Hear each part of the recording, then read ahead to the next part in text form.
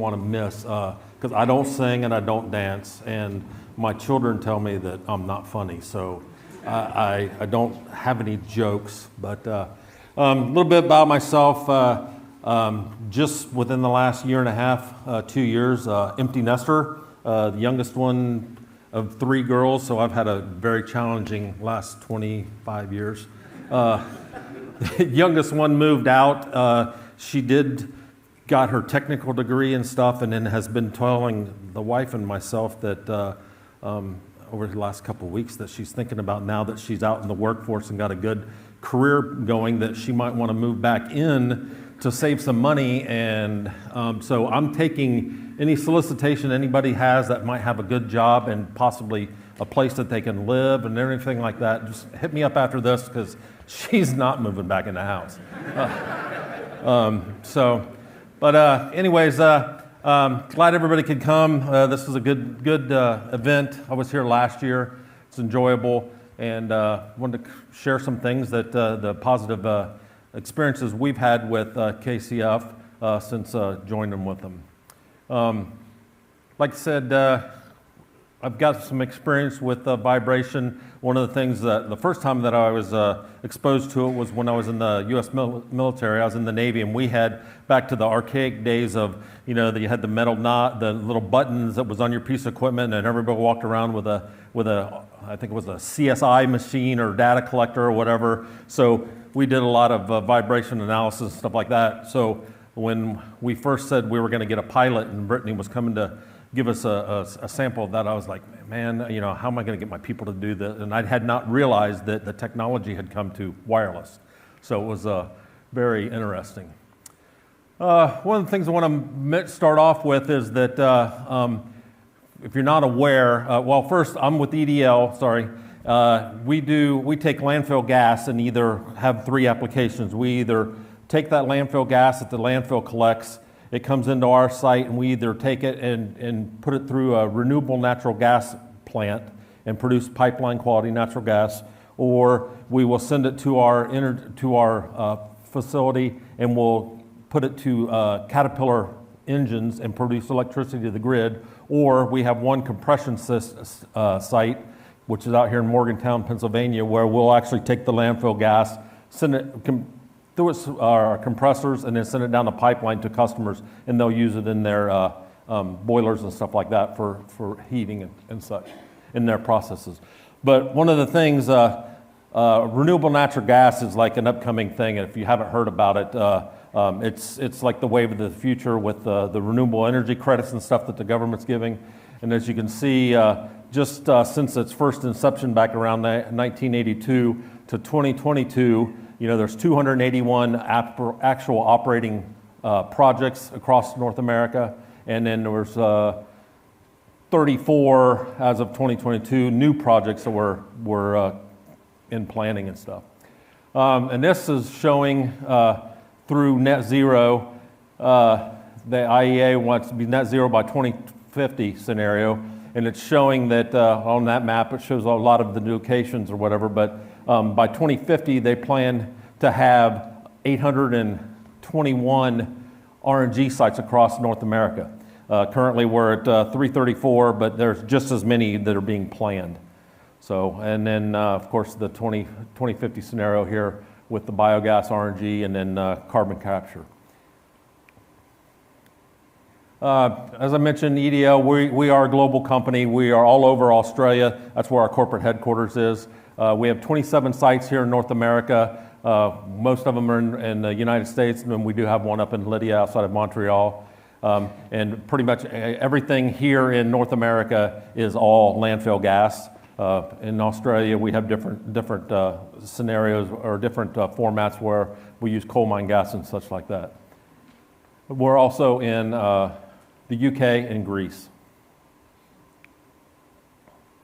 Our journey with KCF started back in 2022, December. Brittany and a team from KCF come up to East Lansing to our North America corporate office and gave us a presentation, and we accepted, and then we decided that we were going to start a pilot.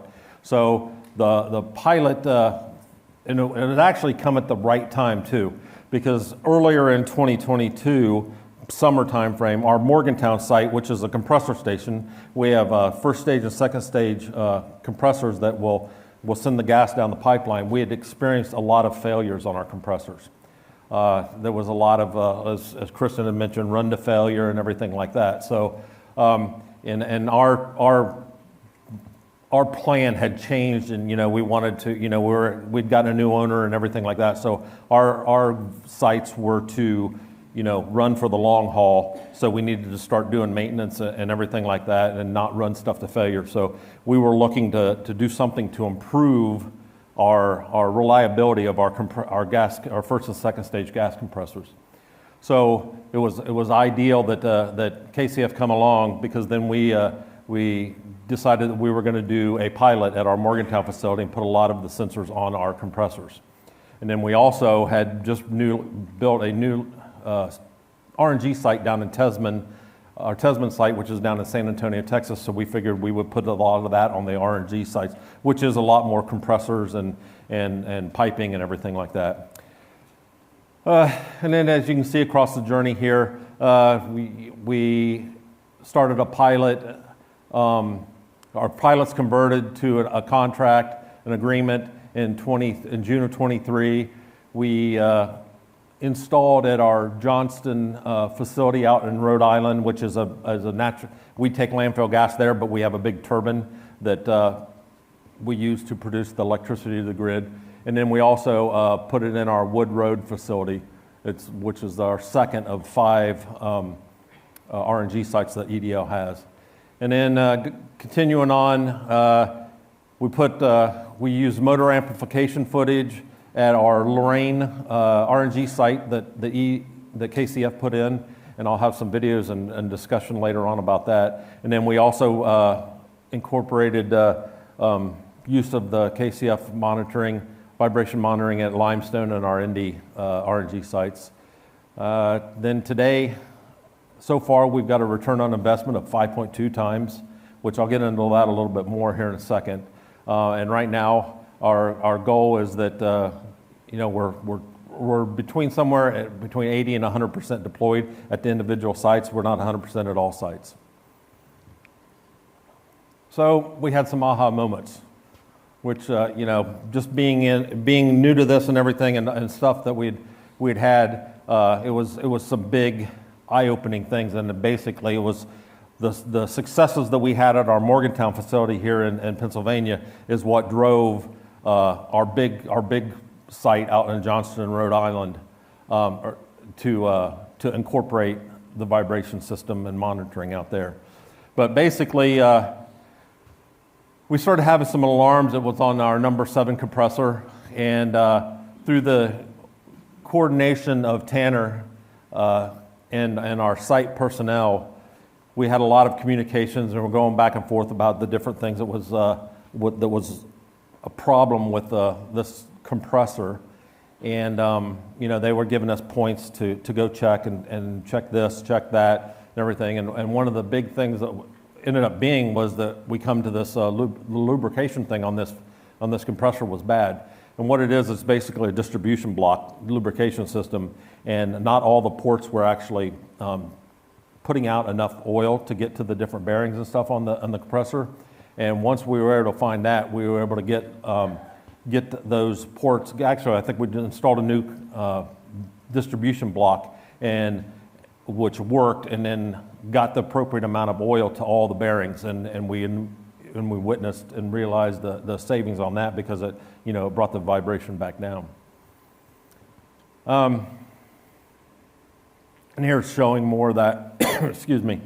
And I kind of talked ahead here, but this just explains more of what we saw with the vibration and everything, and then getting in there and like I said, half of the ports on that distribution panel, a distribution block for the oiling system, were plugged and were not functioning properly.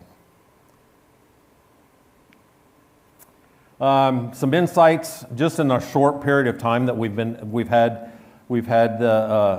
this agreement. At our Morgantown site, we've had 30 insights, and those are broken down to whether or not it's the compressors, the shafts, the motors, and piping. and then at our San Antonio RNG site, which is a lot of piping and blowers and compressors and stuff, and it just shows the different, how the breakdown of the 45 insights that we had there.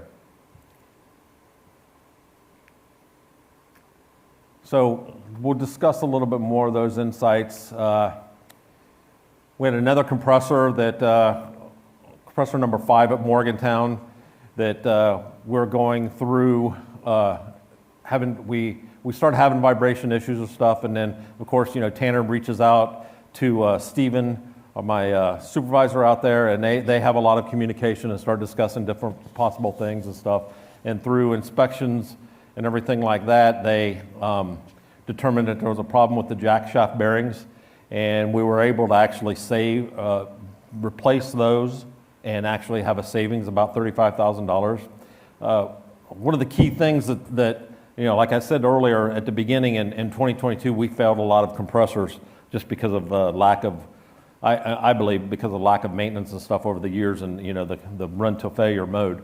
But just because it says $35,000, it's really a bigger savings than that, because typically when these things have failed, it's just not that, okay, the jack shaft bearings failed or something like that. And even though there's couplings and things, when they fail, they'll wreck the whole piece of equipment. So either screw up the motor or wreck the compressor, and then you're talking $75,000, $100,000 for a whole new compressor to get put in.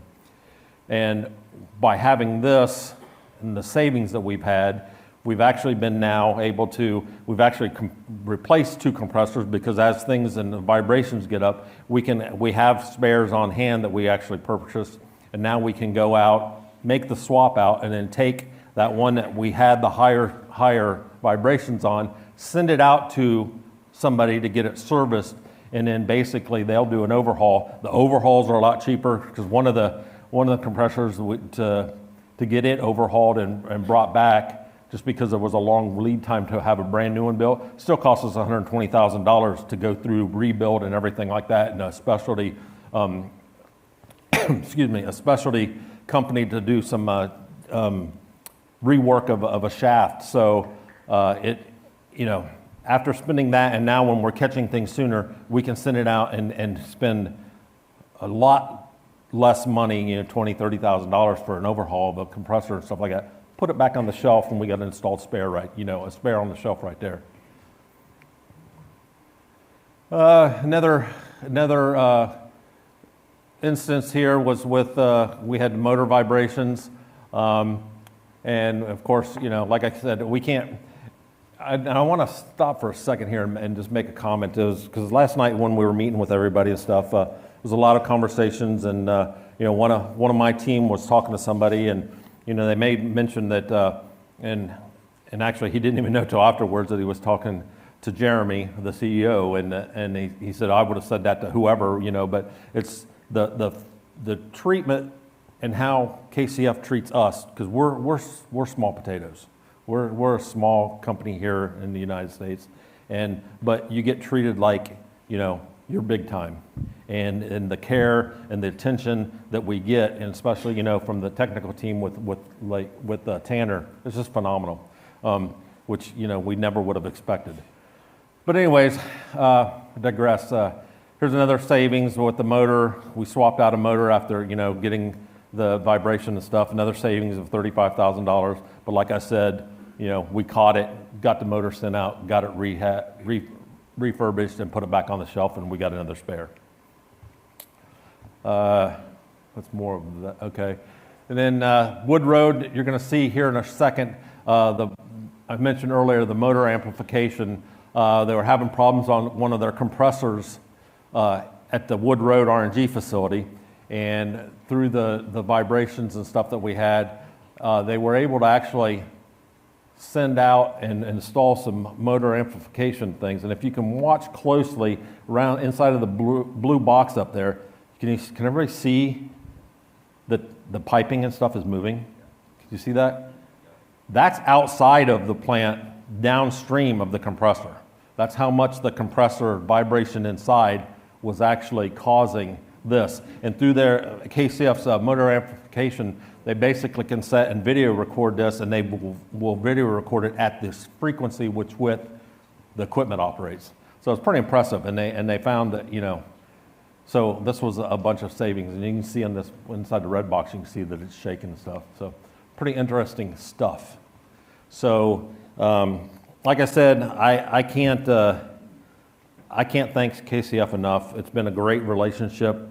The amount of attention that we get, you know, for being, you know, a small operator, if you will, and not being fully deployed across our business and stuff. It's you know, you get treated like you're the well, everybody here probably gets that, but I can't thank you guys enough that the amount of attention that we get, the support that we get, and it's been a great marriage of two companies working together, and I look forward to more of it in the future. So, thank you.